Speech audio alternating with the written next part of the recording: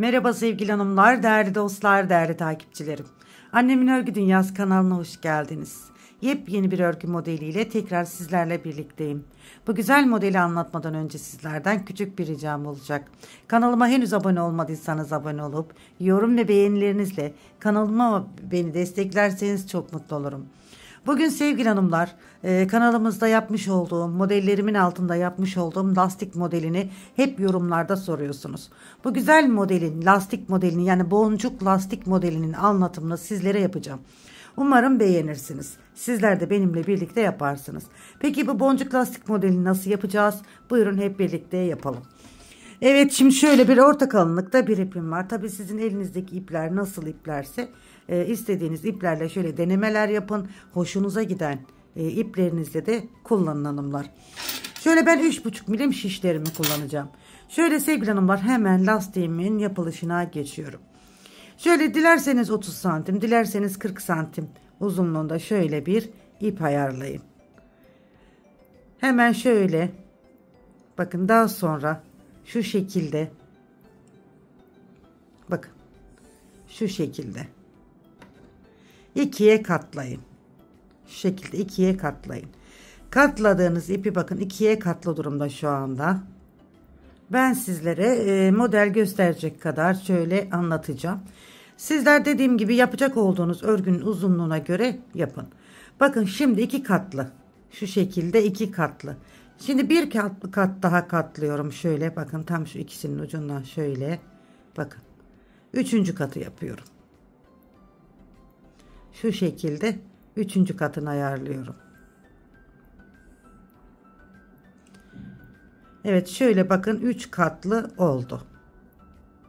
Şöyle 3 katlı ipimiz oldu. Şimdi şişimin birini alıyorum. Bakın. Şişimin birini alıyorum. Şu iki katlı olan şu. Evet, şimdi şu da var bakın. Şu şekilde. 3 katlı ve bir de bu ilmeğimiz var. Şimdi hemen şöyle elimle ipimi parmağıma sarıyorum. Bakın parmağıma sardım örecekmiş gibi. Şöyle elimle düzeltiyorum.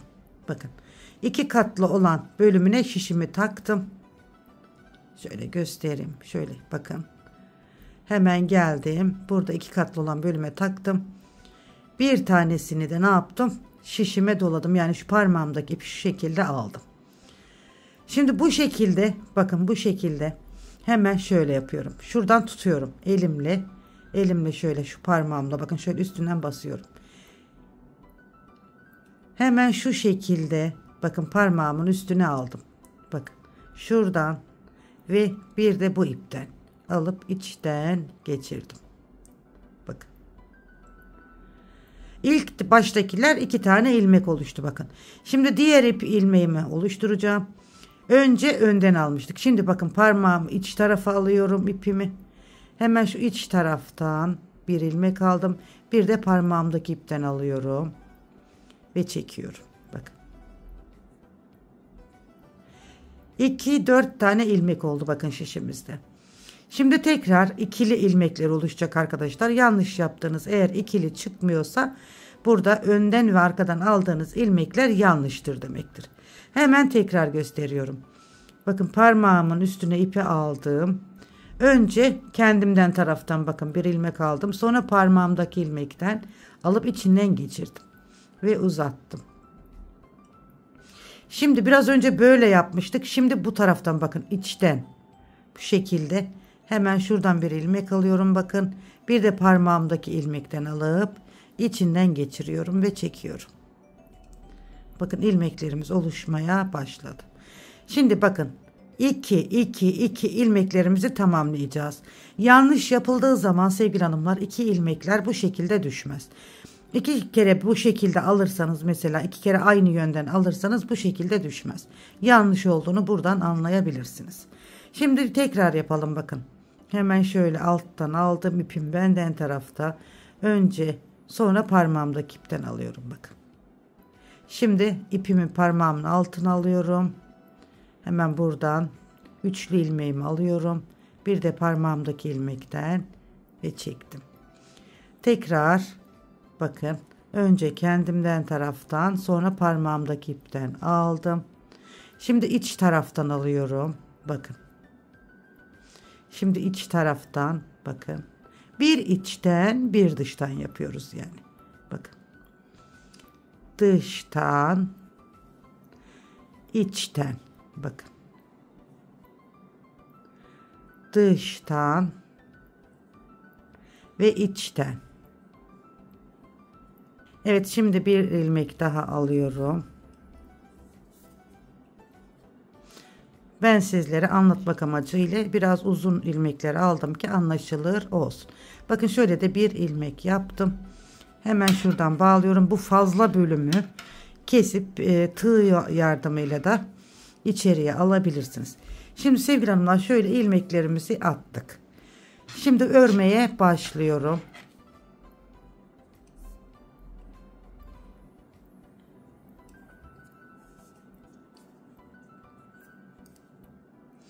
Kenar ilmeğimi hemen yeni başladığım için ördüm. Bakın, bir arttırıyorum. 2 ilmeği birlikte örüyorum. Bir arttırıyorum.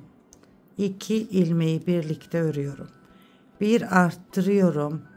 2 ilmeği birlikte örüyorum. Bir arttırıyorum. 2 ilmeği birlikte örüyorum. Bir arttırıyorum. Bakın, 2 ilmeği birlikte örüyorum. Bir arttırıyorum. 2 ilmeği birlikte örüyorum. Bakın. Şöyle şu şekilde sevgili hanımlar. Bir arttırıyorum. 2 ilmeği birlikte örüyorum. Bir arttırıyorum. 2 ilmeği birlikte örüyorum. Bir arttırıyorum. 2 ilmeği sıra sonuna kadar bu şekilde bir arttırıp 2 ilmeği birlikte örüyoruz. Bir arttırıp 2 ilmeği birlikte örüyoruz. Bir arttırıyorum. 2 ilmeği birlikte ördüm. Evet, modelimizin boncuk kısmını bu şekilde yapmış olduk hanımlar, bakın. Bu şekilde. Şimdi modelimizi artık düz örgülerle örerek sevgili hanımlar şekillendirmiş oluyoruz. Bakın, bu ajurlu yaptığım ilmeği düz örüyorum. Yine düz. Sıra sonuna kadar tüm ilmeklerimi düz örüyorum. Bu şekilde sıra sonuna kadar tüm ilmekleri düz örüyorum. Ajurlu ilmeklerimi de düz örüyorum.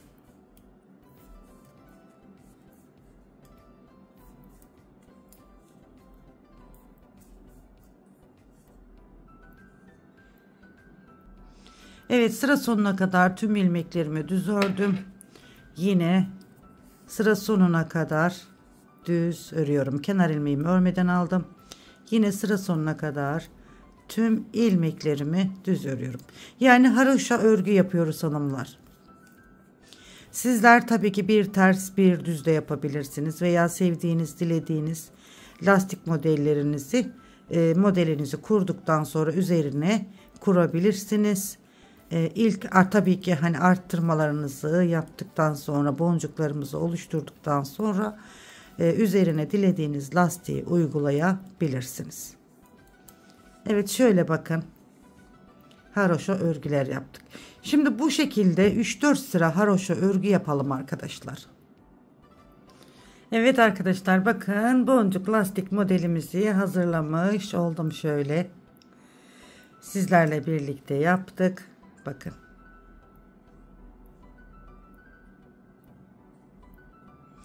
Evet, bu güzel modelimi umarım beğenmişsinizdir. Hepsi yorumlarda sorduğunuz lastik modeli sevgili hanımlar. Şimdi renk renkte yaptım. Onları da sizlere göstermek istiyorum hanımlar.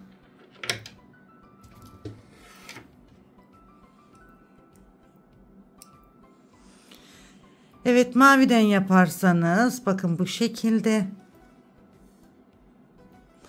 boncuk lastik modelimiz sevgili hanımlar.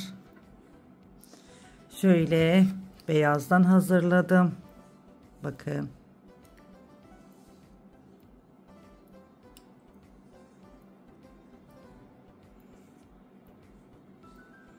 Hem arkasını hem önünü gösteriyorum. Beyazdan yaparsanız da bu şekilde. Şöyle bir de pembe çalışmamız var. Bakın.